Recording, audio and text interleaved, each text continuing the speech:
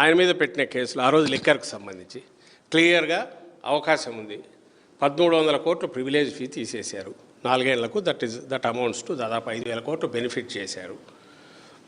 అలాగే బార్లకు వీటికి సంబంధించినంతవరకు లిబరల్గా రూల్స్ అన్ని రిలాక్స్ చేసి వాటికి ఫర్దర్ బెనిఫిట్ చేశాడు. ఒరిజినల్ దీంట్లో లేనివి, కాంట్రాక్ట్లో లేని వాటికి చేసి ఇచ్చేశారు.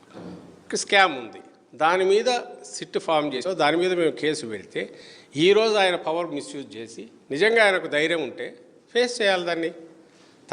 తను నిర్దోషిని రుజువు చేసుకోవడానికి ఇది ఒక అవకాశంగా తీసుకొని ఆ ఇన్వెస్టిగేషన్ ఏదో ఫెయిర్గా నడిస్తే కోర్టులో ట్రయల్ ఫేస్ చేసి బయటికి రావాల్సిన వాడు, కడిగిన ముత్యంలాగా రావాల్సిన వాడు అన్నిటి మొత్తం ఈరోజు తన అధికారాన్ని దుర్వినియోగం చేసుకొని కంప్లీట్గా క్లోజ్ చేయించుకుంటున్నాడు. We're going to challenge it.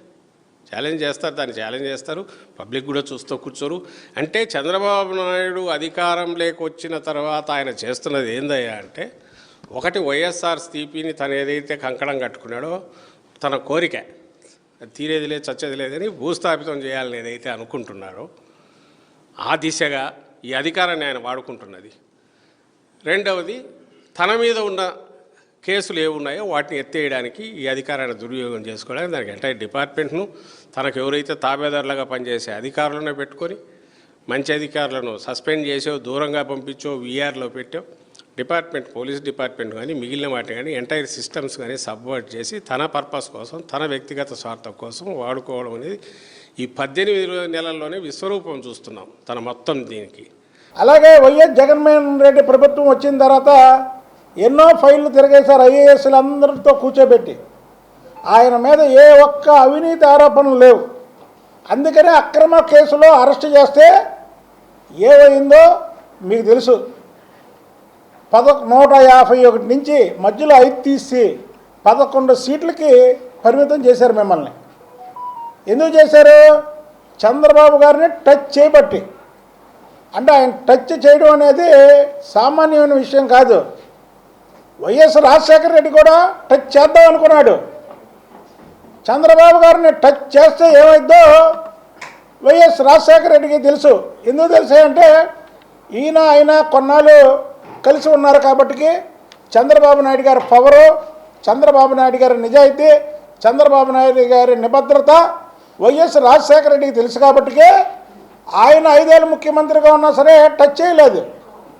కానీ పిల్లకాకి ఏం తెలుసు, ఉండేది దెబ్బ అన్నట్టు జగన్మోహన్ రెడ్డికి ఏం తెలుసు, లాస్ట్లో టచ్ చేశాడు. చేస్తే ఏమైందో మొత్తం భారతదేశం మొత్తం కూడా చేశారు చంద్రబాబు నాయుడు యొక్క పవర్ ఏంటో. అలాంటి చంద్రబాబు నాయుడు గారిని రేపు అధికారం వస్తే జైలుకి పంపిస్తామని నిన్న సజ్జల రామకృష్ణారెడ్డి చెప్తాడు. ఏంటో మీరు చేసేది? అసలు మీ పార్టీ ఉందా? మీరు 11 సీట్లు, జగన్మోహన్ రెడ్డి చేస్తే 10 సీట్లు. 10 సీట్లు కూడా కూటమి పార్టీలో చేరడానికి కూటమి ప్రభుత్వం వచ్చిన మరుక్షణం నుంచి కూడా కూటమిలో ఉన్నటువంటి 3 పార్టీలతో బేరాలు ఆడుతున్నారు. ఏ ఒక్క పార్టీ కూడా వీళ్ళకి డోర్లు తెరవట్లేదు. ఆఖరికి రేపో మాపో వీళ్ళందరూ కూడా కేఏ పాల్ పార్టీలోకి వెళ్ళేలాగున్నారు.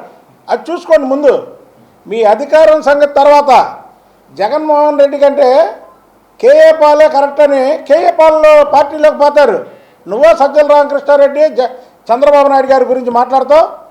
నిన్నేంటి రైతుల గురించి మాట్లాడుతున్నావు? రైతుల గురించి మాట్లాడే అర్హత మీకుందా?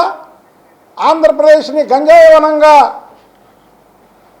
తీర్చిదిద్దినటువంటి ఘనత జగన్మోహన్ రెడ్డిది. ఆ జగన్మోహన్ రెడ్డి ఆఫీసులో ఉన్నటువంటి నీది.